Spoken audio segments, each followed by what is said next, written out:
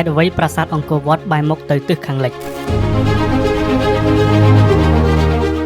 សំណង់ប្រាសាទបុរាណភាគច្រើនបំផុតត្រូវបានកសាងឡើងដោយបែរមុខទៅទិសខាងកើតក៏ប៉ុន្តែប្រាសាទអង្គរវត្តដ៏ល្បីល្បាញនៃយើងបែរជាបែរមុខទៅទិសខាងលិចខុសប្លែកពីគេគួរឲ្យចាប់អារម្មណ៍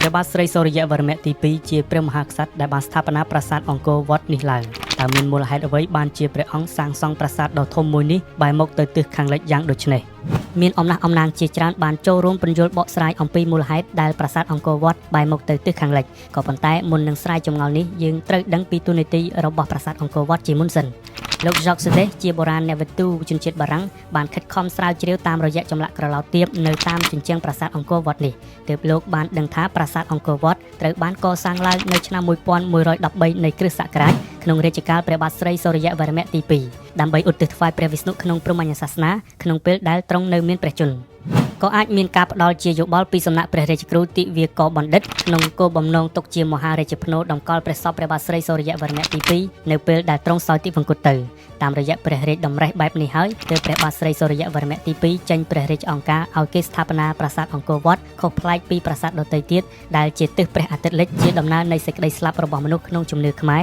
និងជាទីឋានរបស់ព្រះវិស្ណុដែលគង់នៅប៉ែកខាងលិចនៃចក្រវាឡនេះបានន័យថាប្រាសាទអង្គរវត្តគឺមិនត្រឹមតែសាងសង់ឡើងដើម្បីឧទ្ទិសថ្វាយព្រះវិស្ណុប៉ុណ្ណោះទេតែក៏ជាមហារាជភ្នូរសម្រាប់តម្កល់ព្រះសពព្រះបាទស្រីសូរ្យវរ្ម័នទី2ផងដែរដែលទ្រង់មានព្រះមរណនាមថាវរៈបតៈកម្រដេញអញបរមៈវិស្ណុលោកៈឬព្រះកម្រដេញអញបរមវិស្ណុលោកដូចមានបញ្ជាក់នៅលើសិលាចារឹកការ298ម្យ៉ាងវិញទៀតបើតាមឯកសាររបស់លោកចៅតាខ្វាន់បេសកទូតចិនដែលបានមកទស្សនកិច្ចនិងស្នាក់នៅក្រុងអង្គររយៈពេល1ឆ្នាំចាប់ពីឆ្នាំ1296ដល់1297នោះក៏បានបញ្ជាក់ដែរថាប្រាសាទអង្គរវត្តនាសម័យនោះគឺជាព្រះរាជភ្នូររបស់ព្រះមហាក្សត្រនៃប្រទេសកម្ពុជាពោលគឺទំនងជាព្រះបាទស្រីសូរ្យវរ្ម័នទី2ដែលជាក្សត្រស្ថាបនាប្រាសាទនេះឯង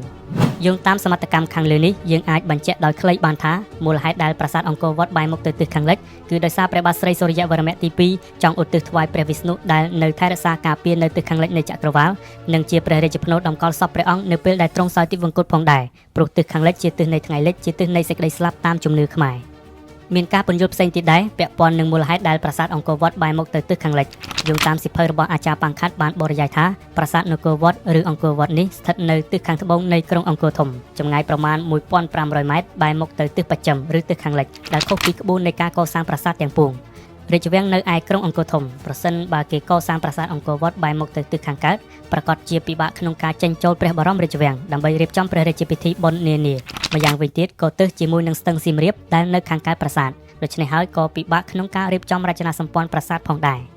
មកដល់សម័យបច្ចុប្បន្នមានអ្នកស្រាវជ្រាវនិងអ្នកជំនាញជាតិផ្នែកបុរាណវិទ្យាមួយចំនួនបានលើកឡើងពីអំណះអំណាងបែបវិទ្យាសាស្ត្រថ្មីបន្ថែមទៀតជំវិញមូលហេតុដែលប្រាសាទអង្គរវត្តបែរមុខទៅទិសខាងលិចនេះគឺតាមរយៈបាតុភូតព្រះអាទិត្យរះចំកណ្ដាលប្រាសាទអង្គរវត្តឬហៅថាសមរាត្រីដែលថ្ងៃនិងយប់មានរយៈពេលស្មើគ្នាតាមរយៈដំណើរគោចរនៃព្រះអាទិត្យក្នុងមួយឆ្នាំគឺតែមានបាតុភូតសមរាត្រីចំនួន2ដងគឺនៅខែមីនានិងខែកញ្ញាពេលនេះហើយដែលបុព្វបុរសមានជំនឿថាជាពេលវេលាដ៏ពិសិដ្ឋនិងជាពេលវេលាមានជ័យជំនះក្នុងពេលដែលថ្ងៃនិងយប់ស្មើគ្នាក្នុងពេលដែលថ្ងៃវែងជាងយប់និងក្នុងពេលដែលយប់វែងជាងថ្ងៃគឺការរះឡើងនៃព្រះអាទិត្យមិនដែលចាក់ផុតពីប្លង់នៃប្រាសាទអង្គរវត្តនោះឡើយបញ្ញាវន្តខ្មែរសន្និដ្ឋានថាព្រះរាជាព្រះបាទស្រីសូរ្យវរ្ម័នទី2ចង់បង្ហាញមហិទ្ធានុភាពរបស់ទ្រង់ក្នុងនាមជាទេវរាជក៏ជាការបង្ហាញនៅទេពកោសល្យឥទ្ធិពលរបស់ព្រះរាជាក្នុងការគ្រប់គ្រងព្រះអាទិត្យដូចនឹងការគ្រប់គ្រងចក្រវាឡយ៉ាងដូចនេះដែរបញ្ញវន្តខ្មែរសម័យបច្ចុប្បន្នបានលើកឡើងដែរថាព្រះនាមរបស់ព្រះរាជាសូរ្យគឺជាសក្ខីភាពស្រាប់សម្រាប់ឲ្យយើងឆ្វេងយល់ព្រោះពាក្យសូរ្យឬសូរ្យាគឺមានន័យថាព្រះអាទិត្យនោះឯងដូច្នេះការរៀបចំប្លង់ប្រាសាទឲ្យស៊ីចង្វាក់ទៅនឹងដំណើរព្រះអាទិត្យនេះហើយដែលជាចម្លើយបែបវិទ្យាសាស្ត្រថ្មីនៅពីក្រោយមូលហេតុដែលប្រាសាទអង្គរវត្តបែរមុខទៅទិសខាងលិចជាការពិតណាស់មិនមែនមានតែប្រាសាទអង្គរវត្តទេដែលកសាងបែរមុខទៅទិសខាងលិចប្រាសាទដទៃទៀតដែលឧទ្ទិសថ្វាយព្រះវិស្ណុក៏ត្រូវបានកសាងឡើងបែរមុខទៅទិសខាងលិចដែរតួយ៉ាងដូចជាប្រាសាទវត្តអាទ្វារក៏ត្រូវបានកសាងឡើងដោយបែរមុខទៅទិសខាងលិចដោយប្រាសាទអង្គរវត្តផងដែរប្រាសាទវត្តអាទ្វារនេះដែរត្រូវបានកសាងឡើងក្នុងរជ្ជកាលព្រះបាទស្រីសូរ្យវរ្ម័នទី2នាពាក់កណ្ដាលសតវត្សទី12តាមទម្រង់រចនាបថអង្គរវត្តដូចគ្នាបាទសូមជម្រាបថាប្រាសាទវត្តអាទ្វារគឺស្ថិតនៅតាមបណ្ដោយផ្លូវពីក្រុងសៀមរាបទៅភ្នំក្រោមបាទនៅខាងឆ្វេងដៃនៃផ្លូវ